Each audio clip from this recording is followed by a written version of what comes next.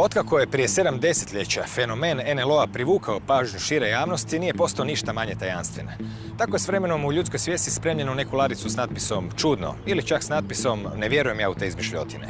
No nije bilo izmišljotina ono što je na noćnom letu Zagreb-Beograd u kolovozu 1977. pratilo zrakoplov tvrtke Pan Adria, Fokker 227.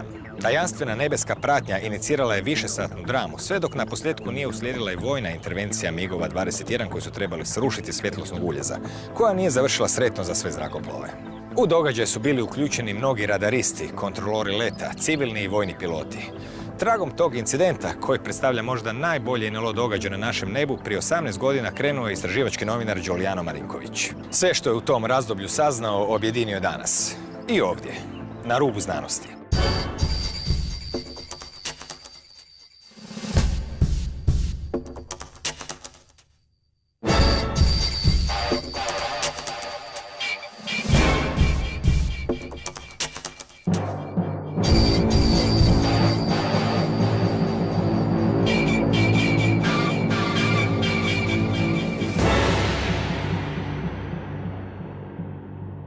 Dobro večer. Giuliano Marinkovića ne trebam više posebno predstavljati gledateljima emisije Na rubu znanosti. On je bio naš kućni stručnjak za NLO-e. Naravno i dugogodišnji također novinar u istoj emisiji ovoj. Međutim, danas se bavimo onim što jest vaša domena već 18 godina, istraživanja jedne materije koja je u isto vrijeme jako atraktivna, a koja se želi pristupiti ozbiljno, onda postaje, kao i svaka druga, zahtjeva disciplinu, marljivost i uspoređivanje podataka, statistiku i sve ono čime su zapravo udareni temelji još davno u vrijeme Alana Hyneka i drugih koji su udarili temelje nekakvom znanstvenom pristupu istraživanja tih neobičnih pojava na nebu. Danas ćemo se baviti možda najdramatičnijim događajem u povijesti jugoslavenskog zrakoplovstva, jer uglavnom slučaje kojima se bavimo od prvih 70-ih, rijeđe iz 80-ih godina. Taj slučaj je s nama negdje već 10-ak godina. Kada ste prvi put čuli za njega, koji je to slučaj? To je incident Pan Adrije. Slučaj koji je meni osobno najfascinantniji slučaj do kojeg sam ikad s domaćih prostora imao prigode saznati za njega. I bila je sreća u tome što je upravo ono što sam pričao u prijašnjim emisijama kada sam angažirao svoje bivše vojne suradnike i kolege koji su se školovali za pilote da ako saznaju nešto o toj temi 1996. da mi jave.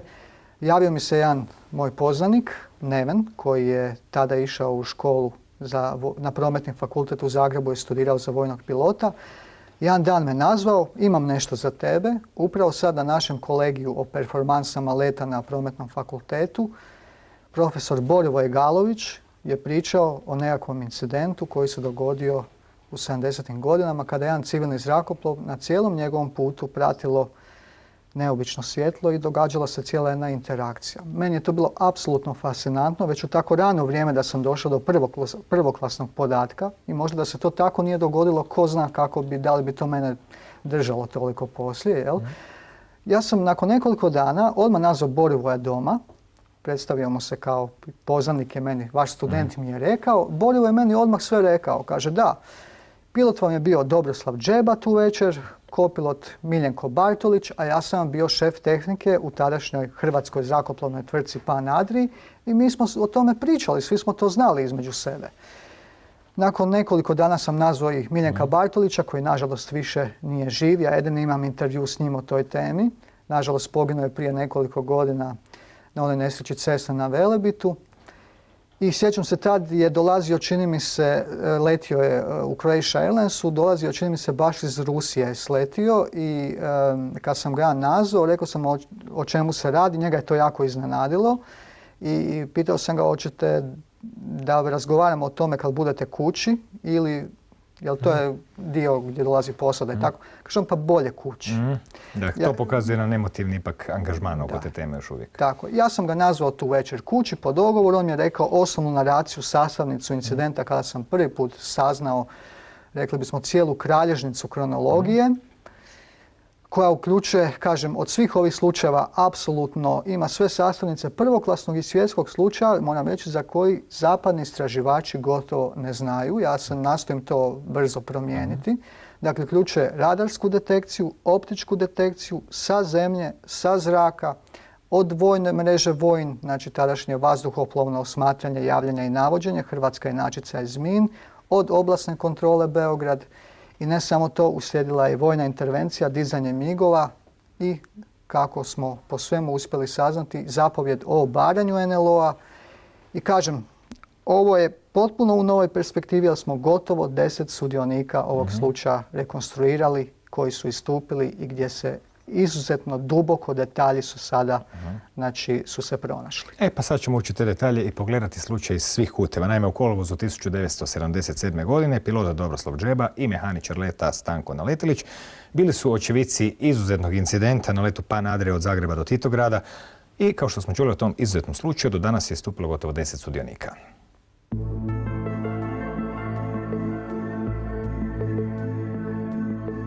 Fairchild 227, to su bili putnički avioni sa turbomotorima, znači imali su mlazne motore sa elisama. Avioni su imali 56 sjedišta, 2 pilota su bila, znači kapetan i kopilot.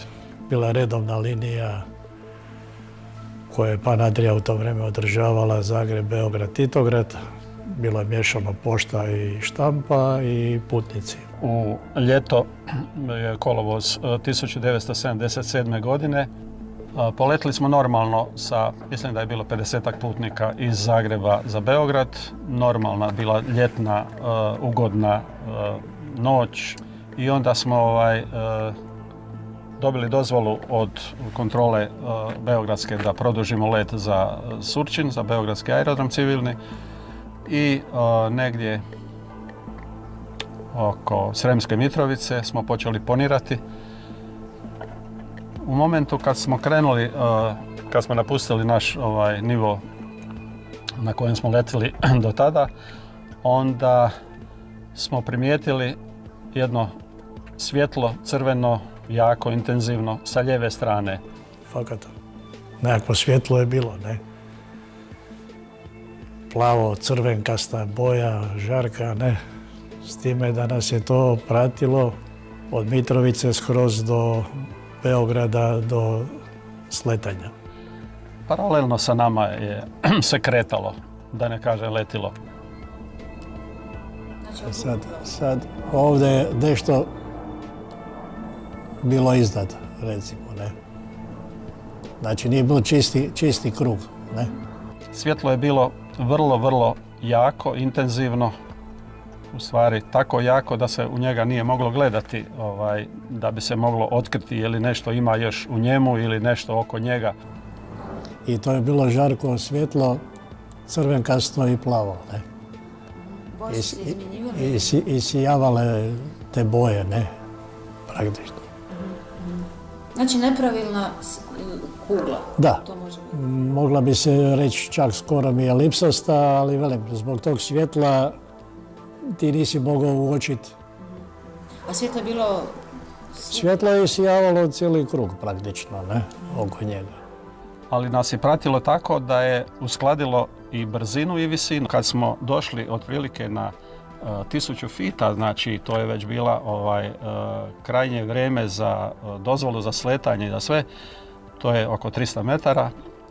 Objekat je stao i prema lijevom krilu se počela se brzina njegova smanjivati i mi smo već imali tu dozvolu za sletanje i na kraju smo sletili.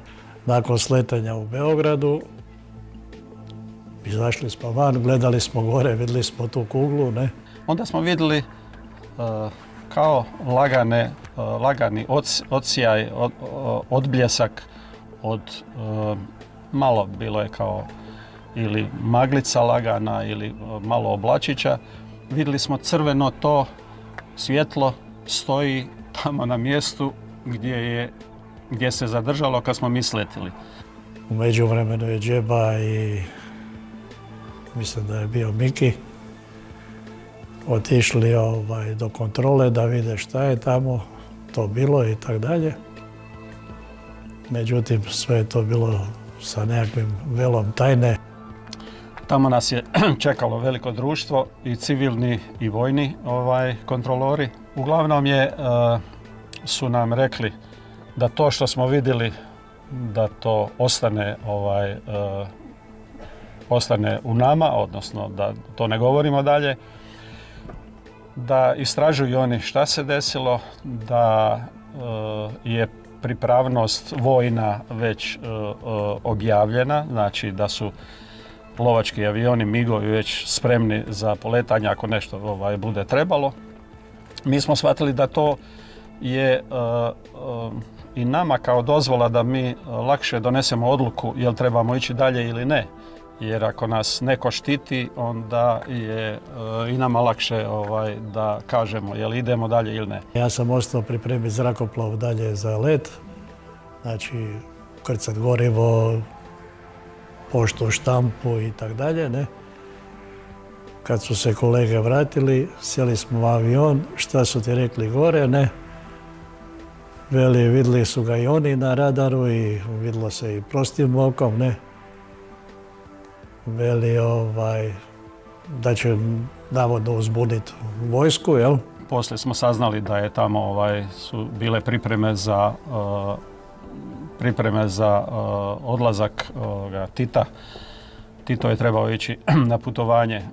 Saznali smo da je to bila, ne znam, Rusija, Kina, Koreja i tako. Najprije smo se konzultirali, nas trojica pilota, šta da radimo. Donijeli smo odluku da idemo dalje letiti. 1 do 2 minute poslije poletanja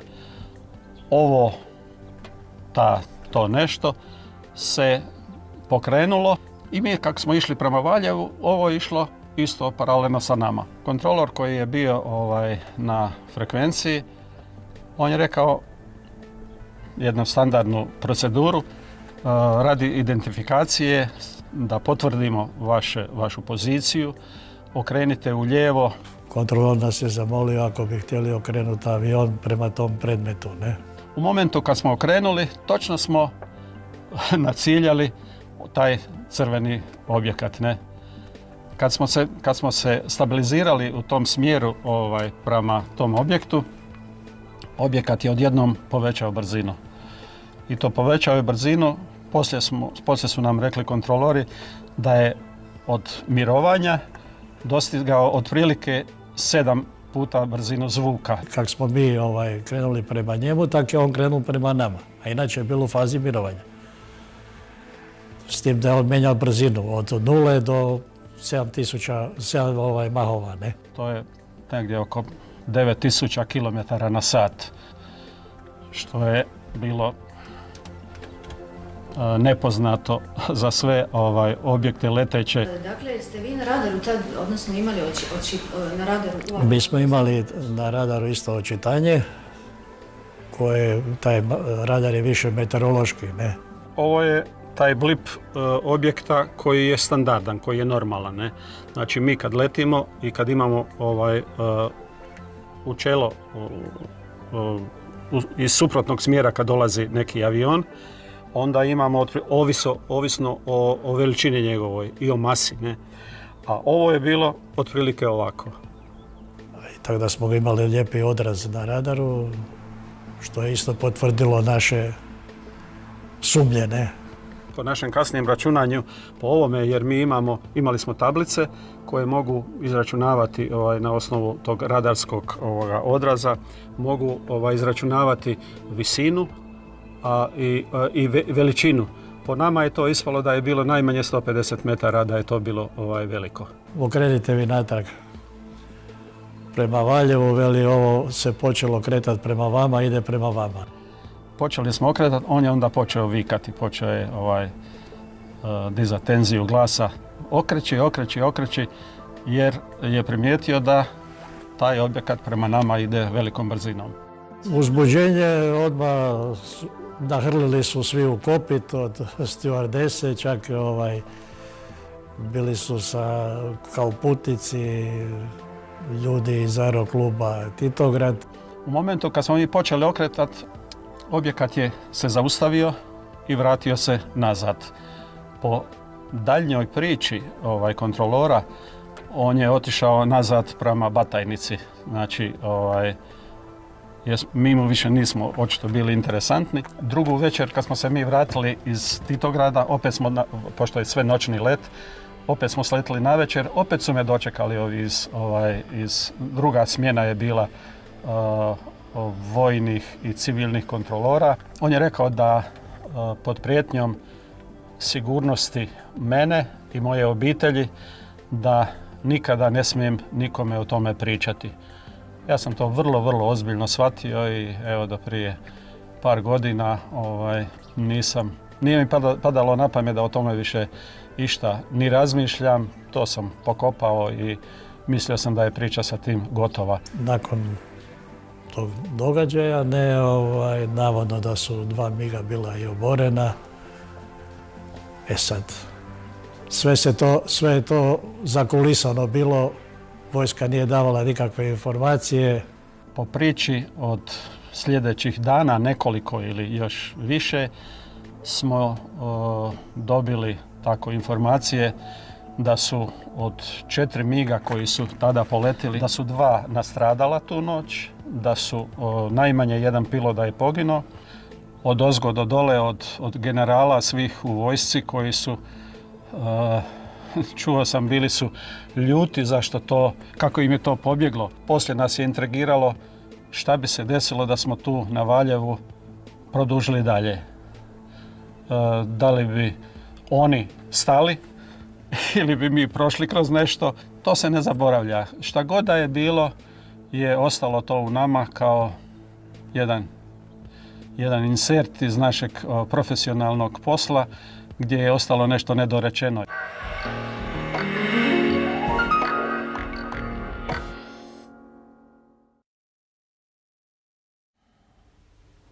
Ovaj slučaj, koliko god bio bogat detaljima, pokazuje koliko je često krhko ljudsko sjećanje po pitanju preciznih datuma. Je li nešto bilo u jesen, u proljeće, ovaj datum, ovaj mjesec. Svi su se naravno sjećali detalja slučaja, ali točan datum često puta nije bio dostupan. Na kraju ipak je bilo moguće odrediti datum. Koji su to bili zapravo problemi vezani uz određivanje nečeg takvog dosta egzaktnog kao što je let zrakoplova? Da, to je bila velika patnja. Velika patnja naći taj datum i ja sam revidirao nekoliko puta te datume i uvijek pokušavao ga uhvatiti i reći ću zašto. Naravno, prošlo je skoro 40 godina tog slučaja i ne možete očekivati od ljudi da se baš čekaju, da se baš sjećaju apsolutno svih detalja od detalja. Međutim, bila je informacija, pa čak i od više očevidaca, kao jedan značajan orijentir, da je taj dan kada se dogodio taj slučaj, Tito išao na službeni put u Kubu. Pola tog podatka je bilo pogrešno, pola točno. Tito je zaista imao let taj dan, ali ne u Kubu. Pregledavajući novine, konzultirajući sve žive izvore, Tito je naime letio u Kubu tek 1979. ali 1977. nije.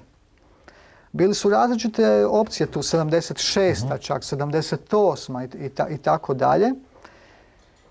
I ja sam, pregledavajući novine, znao da je 77. Tito išao u stvari na vezanu turneju Rusija, Sjeverna Koreja i Kina.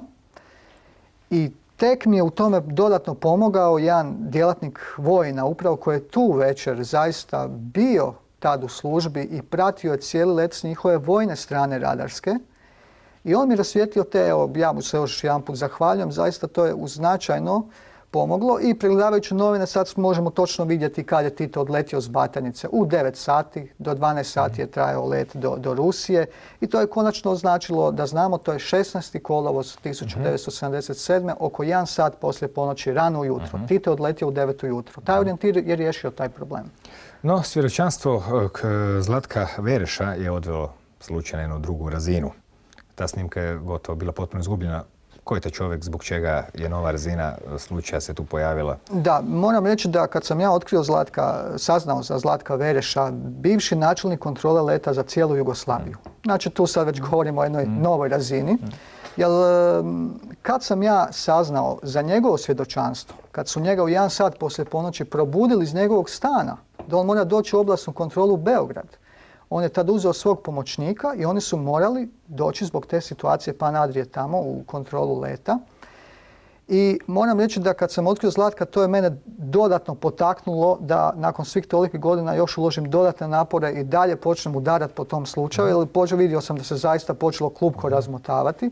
Znači, on je iz svoje te visoke perspektive, znači iz kontrole leta, razotkrio što se događalo u kontroli, potvrdio je znači kompletnu priču Dobroslava Džebe, sad imamo i mehaničara leta, vidjeli smo Stankana Letilića, i mreža se počela sad raspetljavati. Dobro. Eto, kad je dakle u 2 sata ujutro zazvonio telefon u stanu načelnika kontrole leta bivše Jugoslavije, to je jedino moglo znači da je riječ o nečem vrlo ozbiljnom. Biti na čelu kontrole leta, naravno, bivše Jugoslavije nije bio lak posao, pogotovo kad se susrećete s nečim što nije u opisu radnog mjesta.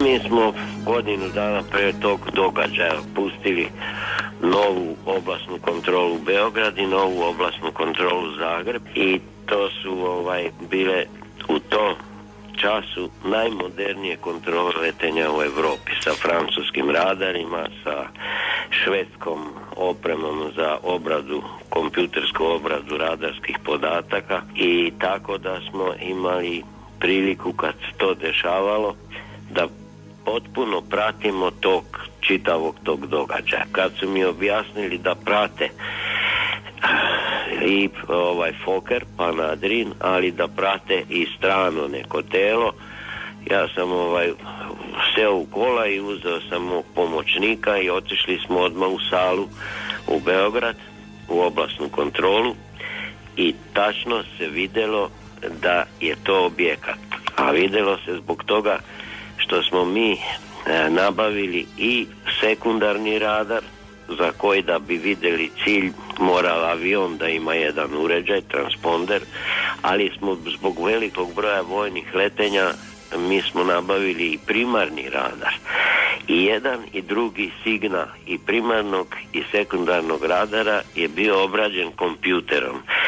Samo što je od sekundarnog radara nosio sa sobom i podatke koji je to kod, pa brzina, visina i tako dalje, a sa primarnim radarom, signalom primarnog radara, on je imao samo jedan kružić i 4 tačkice da se vidi smer leta, ali nije imao podatke. Tako da smo mi u stvari vidjeli i jedan cilj i drugi cilj. A Nadrin avion je polako išao u silaženje, u poniranje, jer je morao da sleti u Beogradu. Čitavo vrijeme ga je pratio i mi smo vidjeli tačno kad je on sa leve strane prešao na desnu stranu ovog našeg aviona i svi putnici su se premestili na prozore tamo na sedišta na desnu stranu da bi ga stalno pratili. I kapetan je to stalno javljao i u momentu kad je došao na pola puta od Krnješevaca do same piste beogradske, se dosta velikom brzinom odvojio i postavio se između Batajnice i Surčina. Tu smo ga mi izgubili, a izgubili smo ga zato što ti radari imaju program jedan. Ako vi imate stalni cilj koji se ne kreće, kad 5 puta pređe antena preko tog cilja, ga izbriše. Jer bi tako vidjeli inače svako brdo. Da bi to ne bi dešavalo, pa da ne bi taj ekran bio sav pokriven sa stalnim odrazima, onda je to radar brisao. Pa sad kad se postavio između Surčina i stajao je između Surčina i Batajnice, onda je i njega radar zbrisao, i naš radar i vojni radar. Tako da mi smo imali stalnu vezu sa oficirom za navođenjem, jer su oni isto ga vidjeli cijelo vrijeme. Sad kad je on stao ovdje, mi smo izišli na balkon, on je stajao u oblacima, ali je to bilo izuzetno jarko svetlo i tačno smo vidjeli gdje stoji. Kad je poleteo Fokker, onda je na moj užas jedan naš šef s mene koji je seo da bi vodio avion, on počeo se kretati za ovim avionom koji je išao dole na jug prema Skopju. I naš šef smene koji baš nije bio previše bistar, da tako kažem, on je pitao pilota jer hoće, sad je video, sad smo i mi vidjeli i ovaj drugi cilj, NLO. A da li hoće da ga postavi, da ga okrene i da ga postavi prema tom cilju. I međutim pristao je kapetan i on je dobio naređenje za novi kurs i išao je, sad je krenuo da leti prema ovome NLO. Ali je NLO počeo sve brže i brže da ide pravo njemu u nos. I onda je video naš šef smene da je zabrljao i onda je počeo da viče okreni za 180, okreni za 180, ali međutim, pošto i Fokker imao ovaj radar u nosu, on je isto, pilot je već primetio cilj, ovaj drugi, i sam je okrenuo.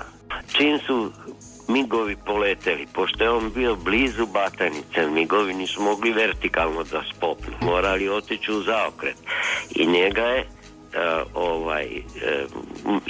izgubio u tom momentu ovaj oficir za navođenje. Ali su migovi vidjeli svetlo u oblaku kao što smo i mi vidjeli. I tu su prošli, ali nisu mogli tačno odrediti visinu njegovu i oni su prošli ispod cilja, jer ostao im je svetlo iznad glave i tu su izgubili radio vezu. Počelo je krkljanje, izgubili se radio vezu sa ovim oficirom za navođenje. Mi imamo toliko malo još istorije da mogu slobodno da kažem da neko mora još da postoji. Znate da je ovo golim okom sve posmatrano. Ja se ne bi uplitao u takve zaključke da neko još postoji, ali ovo je tehnika, super moderna tehnika bila koja nam je čitavo vrijeme pokazivala ta NLO. Vojska je na kraju napravila svoju komisiju, mi nismo iz civila učestvovali u radu. Objašnjenje je bilo da se radi o meteorološkom balonu. Ja ne znam da neki balon može sa 500-600 km da vrati na avion. Tog dana su piloti bili jako uzbuđeni dan nakon, ne? A i neki tehničari na zemlji, tako da ja sam kao klinac koji je tada obavljao praksu, nisam znao o čemu se radi i bojao sam se u stvari pitati što je, ne?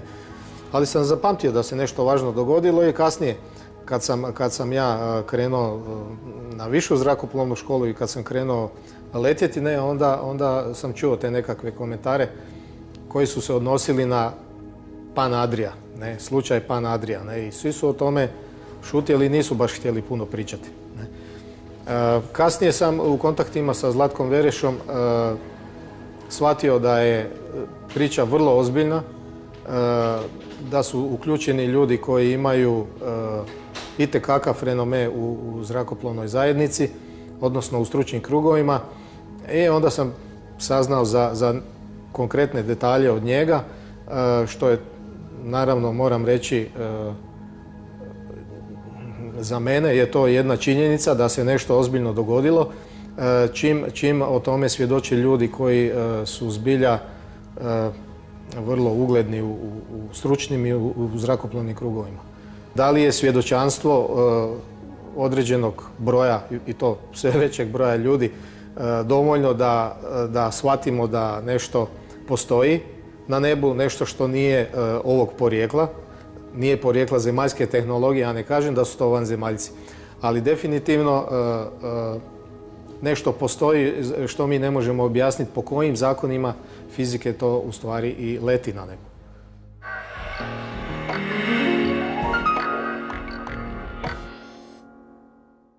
Dakle, gospodin Vereš dao je nekoliko novih podataka koji nisu bili poznati od drugih očevidaca. Ili vas je nešto iznenadilo kod njega? Pa, Dobroslav Džeba je pričao da su njega kontaktirali novinari iz radiotelevizije Beograd, jer su oni nekako saznali zbog velikog broja letova iznad aerodroma, civilnog aerodroma u Beogradu, Surčini i Vojnog Batajnice, da se nešto dogodilo. Očito je njima niko dojavio da je došlo do zaista neobične situacije i Džebu su kontaktirali novinari i pokušali su ga intervjuirati. džeba se držao uputa kontrole leta i rekao da on zna koliko je drugi, da ne zna o tome puno, jel? Znači nije želio sudjelovati u tome. Ostalom, kako smo čuli u prilogu, su ga i upozorili, jel? Na prilično eksplicitan način. Međutim, Vereš sad ovdje povezuje jednu priču, ono što smo imali u emisiji, priču sa 172. avijacijskim pukom, da je nekakva rasprava na televiziji Beograd izgleda bila ipak snimljena i održana, gdje je jedan od komentatora bio Milivoj Jugin, čovjek koji je, znamo iz one emisije o 172. avijacijskom puku, znači tadašnji vojni suradnik kao inženjer zrakoplovstva i popularizator astronomije. Isto bio u toj TV emisiji, umanjivao je ponovno slučajeve o NLO-ima, mada javnost nije znala da on ima osobni uvid u toj komisiji u Titogradu.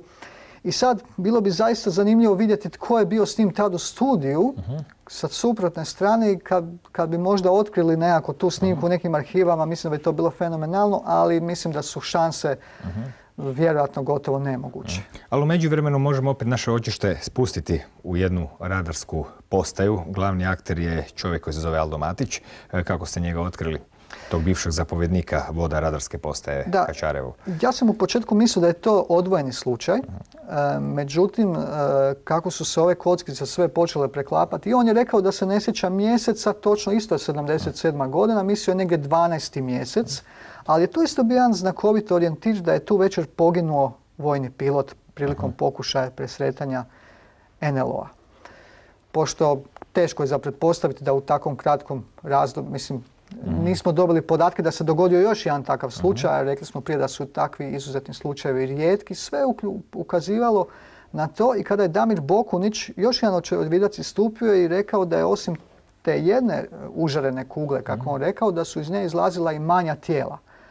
A Aldo Matić je vidio slijetanje 3 kugle nedaleko od svoje radarske postaje Kačarevo, i tu je na neki način dalo jedan kontekst koji se isto počeo poklapati. Tako da osim ove prave drame na nebu u zrakoplovu Pan Adrije, potpuno odvojeno, sa vojne strane se događalo još nešto puno znakovitije, dramatičnije, koje, zahvaljujući svemu tome što i sada, evo, konačno sve više možemo dobiti uvid i u taj dio priče. Dakle, Aldo Matić, bivši je zapovjednik voda radarske postaje Kačarevo, i opisuje kako je NLO pratio unutar radarskih sustava vojna. Međutim, prava drama je uslijedila upravo u neposrednoj blizini radarske postaje.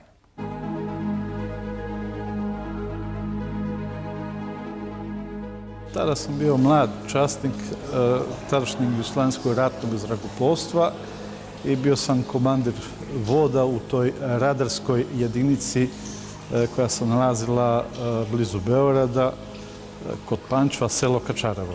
Prvo smo uočili objekat na radarskim ekranima, na većem radaru, poslije toga na manjem. Nakon toga mu se izmjerila visina, brzina i dobio je, pošto nije bio klasificiran po nijednom od klasifikacijskih oznaka, znači naziv N, nepoznat, neprijateljski, i u skladu sa procedurom praćen.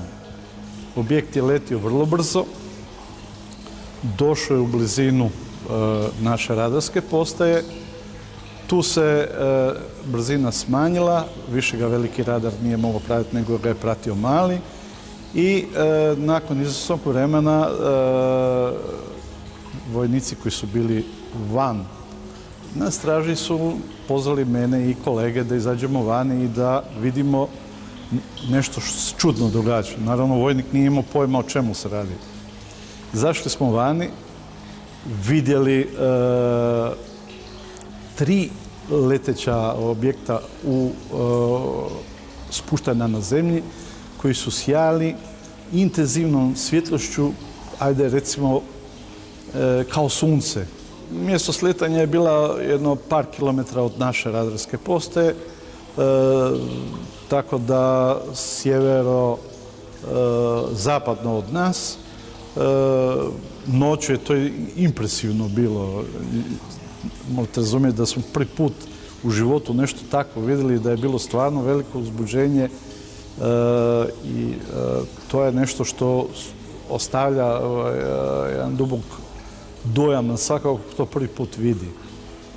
To je trajalo otprilike 15 minuta. Nakon toga smo se morali vratiti opet na radarsku, na svoje zapovjedno mjesto. U međuvremenu su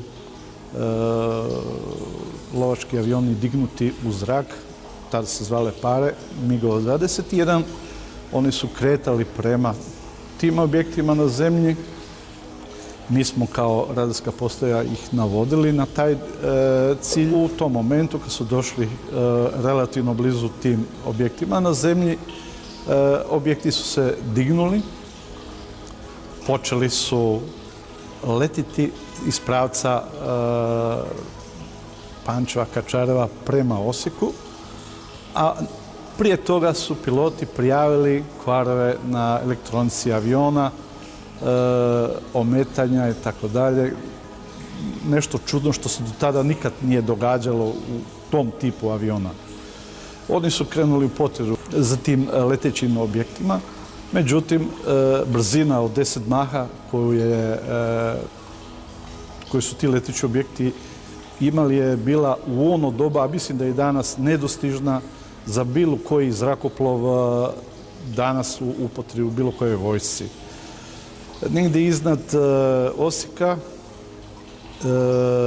iz horizontalnog leta velike brzine prešli su naglo u vertikalni. Vestinski radar je pratio do 80 km. Nakon toga objekt je nestao u svemiru. Tada nisam znao, nego sam tek krajem 90-ih doznao da je još jedna para išla u presretanje i da je ta druga para, jedan od tih zrakoplova nastradao i pilot poginuo. Ja nemam direktne informacije o tome, a mi kao ta postrojba nismo učestvovali u tome, tako da nije bilo bezazleno, jer sama potjera sa naše strane je bila neuspješna. Razlog je ogromna razlika u brzini između tadašnjih zrakoplova i tehnologije koje smo imali i onoga što smo sreli.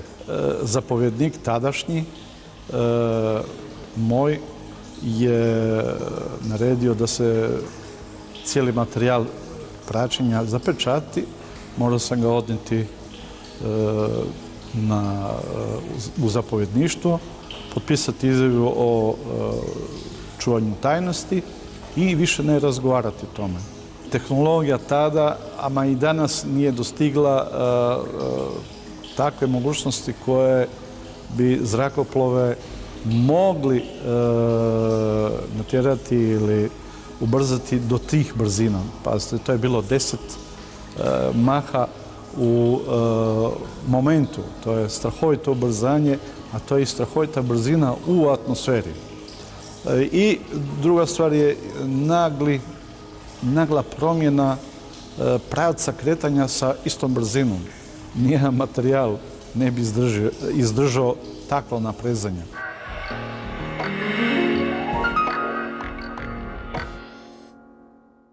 Kakve iskustva je imao sugovornik iz priloga Aldo Matić po pitanju svih tih, s obzirom da on je dosta često pričao te svoje doživljaje, pa su ljudi naravno i reagirali, pitali ga, neki su bili skeptični, neki su bili zainteresirani. Kakve su bile reakcije? Da, pa kad tako nešto doživite, ja pretpostavljam, jel nikad tako nešto nisam doživio, što mislim da je možda i bolje u praćenju ove teme. Vjerujem da to može dosta promijeniti nekakva čovjekova stajališta na život i na jedan širi pogled na svijet i tako. I da, on je uvijek dosta je voljan htio podijeliti to svoje iskustvo i sjećam se kad mi je kolega iz Pule koji je bio s Aldom na jednom predavanju tada, koje je bilo isto iz popularizacije znanosti i slično, pa je Aldo prišao tom predavaču i htio ga upoznati sa svojim slučajem, jel? Međutim, meni to nije bilo ništa neobično koja je reakcija uslijedila, jel? Zato što kad nemate podatke, naravno da ćete onda to sve staviti u nekakav generalizacijski sklop, ono što bismo rekli odmahnuti rukom, i onda je čovjek njemu odgovorio, a dobro, a gdje su tu dokazi, kaže? Gdje su u smislu nekakve, ne znam, fotografije, radarski zapisi, snimci. Ali Opet se izuzima kulturološke okolnosti, da je upravo sama srž te priče da su svi ti materijali u stvari od zapovjedništva vojna odmah zapečaćeni, da je Aldo morao potpisati znači, izjavu o šutnji. Dakle, sama karakteristika slučaja u stvari je u startu uvjetovana tako da to nemamo.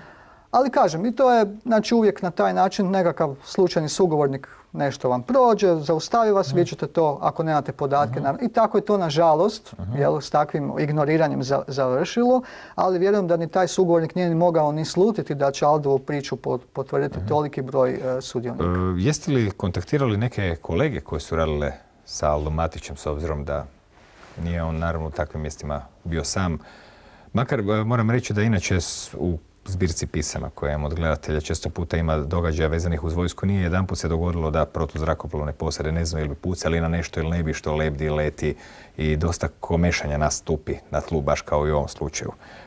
Jeste li kontaktirali znači neki kolege iz tog vojna, to je radarski sustav? Da, jesam. Kontaktirao sam i htio sam čisto malo preispitati kako će reagirati možda i na sam taj slučaj i na njihova sjećanja sa svojim kolegom. Nažalost, sudionik kolega koji je s Aldom izišao na površinu da vidi to slijetanje, što smo čuli u prilogu, više nažalost nije živ, ali su tu bili Aldovi zapovjednici. S njima sam razgovarao, oni se apsolutno sjećaju Alda, radili su s njima, ne znaju za taj slučaj, ili sad to je malo škakljivo, Elijan je prilično star i još uvijek je u toj nekakvoj, mislim, pretpostavljam po dojmu razgovora u tom nekakvom vojnom okruženju, pa mi samo je kratko potvrdio je, bilo je kao slučajeva, ali u to vrijeme vam je bilo takvih svega, neka generalizacija, jel? Drugi tad nije više bio u tom razdoblju na Kačarevu, ali se jako lijepo sjeća Alda i rekao mi je da ga pozdravim, tako da u tom smislu mislim da, evo, zahvalio bi se zaista Aldu što je istupio sa tom svojom važnom pričom. Dobro, eto, nakon jednog davnog priloga ili intervjua sa Dobroslavom Dževom, kojeg smo gledali u ponovnoj snimci koju ste nedavno napravili, pismom se javio, rukom pisanom, jedan čovjek koji je rekao, pa ja sam bio tamo, ja sam dolje gledao to, ovo je bilo, ono je na polju, avion i slično. Taj čovjek je naravno ostavio svoje podatke koje ste preuzeli i snimili ga, pa ćemo i pogledati što kaže Damir Bokunić, nišandžija protuzrakoplovnog topa na vojnom aerodromu Batajnica, koji je svjedočio što se događalo na pisti upravo tijekom incidenta Pana Adrije, te zašto je zrakoplovstvo zatajilo cijeli slučaj.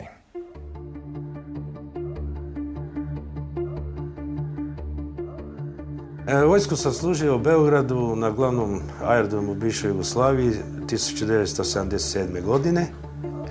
Bili smo u daljini oko 50 metara do poljetno-sljetne staze kad smo uočili naš jedan putnički zrakoplov, kako ga jedno jako veliko svjetlo veličine sunca ili mjeseca na noćnom nebu prati uz lijevi bok njegov. Ali malo je, to svjetlo je malo zaostajalo iza aviona, jer su se obrisi aviona vidjeli.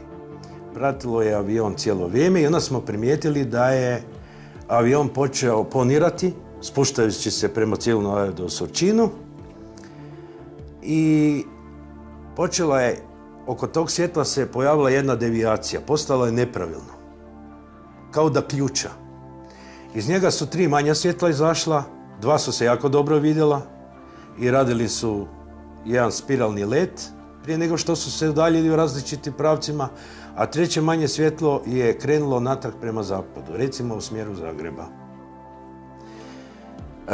Toga dana smo išli 2 sata ranije u patrolu jer smo dobili obavještenje da će Tito putovati. I to nebesko tijelo je stajalo na visini od prilike par sto metara, jako dobro smo ga mogli vidjeti. Cijelo vrijeme sam ja pratio to 40 minuta. Nas je bilo 8 jer je smjena bila duplo zbog tog dana.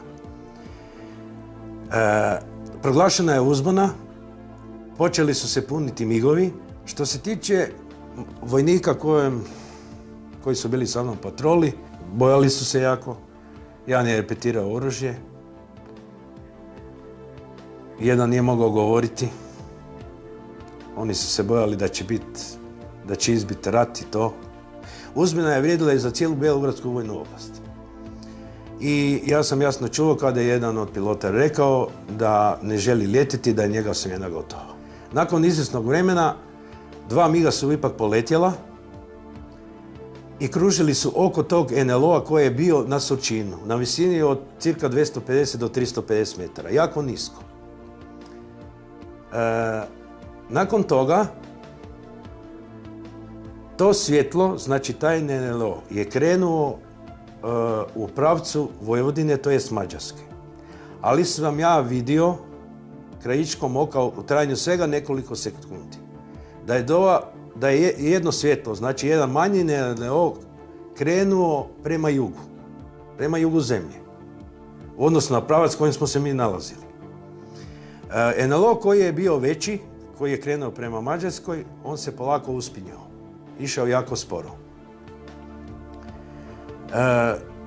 Svi migovi u toku noći su poletjeli. Kad smo se vratili jutro 6 sati u kasarnu, čekao da stari vodnik, svi oficiri ostali su u kasarni.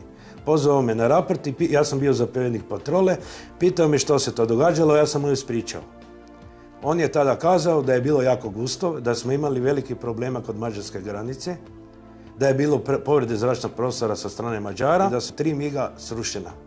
Išli smo na počasnu stražu kod poginulog pilota koji je dovezen putničkim vojnim zrakoplovom na naš aerodrom i potom smo išli na sprovod u Beograd. Međutim, kad smo došli u Beograd, stari vodnik naš je rekao da možemo ići slobodno u grad, da je počast organizirana na većem nivou i da ako ne želimo ne trebamo ići. Nakon nekoliko dana došao je zastavnik, inženjerac i rekao je da 6 vojnika odredio da ide u žitna polja u Vojvodinu, da su pronađeni ostaci migova.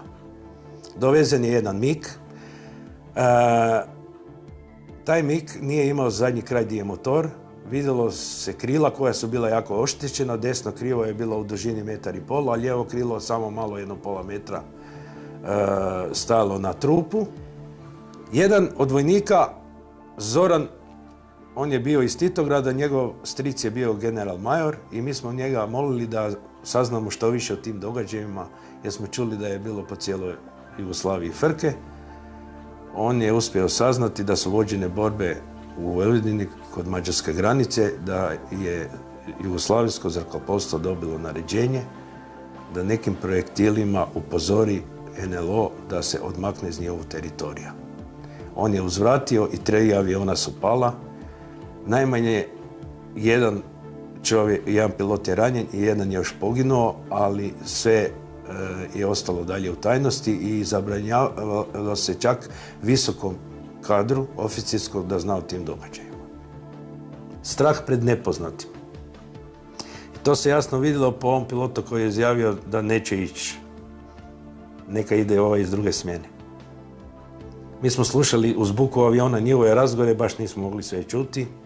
Derali su se jedan na drugo, to je bila opća pomutnja. A to se nije uopće znalo pošto ostatak vojske, pošto on ide na položaj, čemu to služi. Oni nisu, vjerojatno ta Beogradska vojna oblast nije znala šta da napravi. Zbog toga što je NLO cijelo vrijeme stajao iznad civilnog ogleda, nikakve aktivnosti nisu bile. Nisu znali šta da napravi. To je veliko jedno nesnalaženje.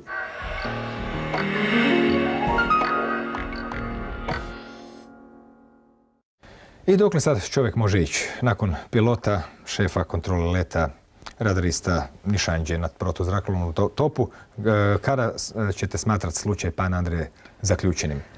Samo prvo kratko da kažem da mislim da treba nemilosrdno dalje udarati na slučaj. Evo, ja sam upravo prije nekoliko dana dobio podatke o identitetu jednog od putnika unutar Fokera. Znači tu ne govorimo o pilotima koji su bili u kokpitu, jedan od putnika. Dosta sam telefonskih razgovora utrošio da to saznam. Već sam se čuo s njim, dogovorili smo intervju u sljedećih nekoliko dana.